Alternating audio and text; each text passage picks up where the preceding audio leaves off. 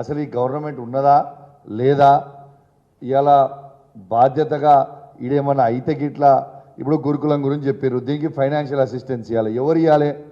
Secretary, finance secretary గారు ఇవ్వాలి. ఎక్కడున్నారు ఫైనాన్స్ సెక్రటరీ గారు? అమెరికాలో ఉన్నారు. ఫ్లైట్లో పోయినరు.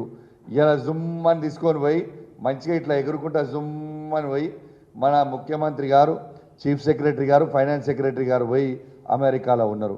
నేను ఒక్కటే అడుగుతున్నా ఈ ముఖ్యమంత్రి గారిని, మీరేమన్నా అమెరికా ప్రెసిడెంట్ కాంటెస్ట్ చేద్దామని ఆలోచనలో ఉన్నారా అని అడుగుతా ఉన్నాను రేవంత్ రెడ్డి గారిని.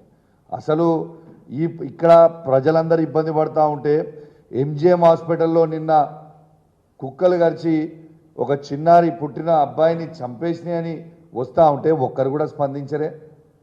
అసలు ఈ ముఖ్యమంత్రి గారిని ఇంకో ప్రశ్న నేను అడగాలన్నా అనుకుంటున్నాను. తను ఏమన్నాడు? తను పిసిసి ప్రెసిడెంట్గా ఉన్నప్పుడు ఎన్ఆర్ఐలని ఏమన్నాడు? నాన్ రిలయబుల్ ఇండియన్స్ అన్నాడు. మరి అదే ఎన్ఆర్ఐల దగ్గరికి ఎలా పోయినావు కదా నువ్వు? మరి వాళ్ళు నాన్ రిలయబుల్ ఇండియన్సేనా? మరి మీరు నాన్ రిలయబుల్ ఇండియన్స్ దగ్గరికి పోయినప్పుడు నాకు కొందరు అమెరికా నుంచి నా ఉన్న ఫ్రెండ్స్ కానీ నా కజిన్స్ కానీ ఫోన్ చేస్తూ ఉన్నారు. మరి మమ్మల్ని ఈయన నాన్ రిలయబుల్ ఇండియన్స్ అని ఆనాడని ఇవాళ మా దగ్గరికే వస్తున్నాడు కదా, మరి ఈ రేవంత్ రెడ్డి గారైన నాన్ రిలయబుల్ ఇండియన్ని మేమెట్లా నమ్మి పెట్టుబడులు పెట్టాలి అని ఇవాళ అమెరికాలో ఇదొక పెద్ద చర్చ అయిపోయిందని చెప్పి సందర్భంగా తెలియజేస్తా ఉన్నాను.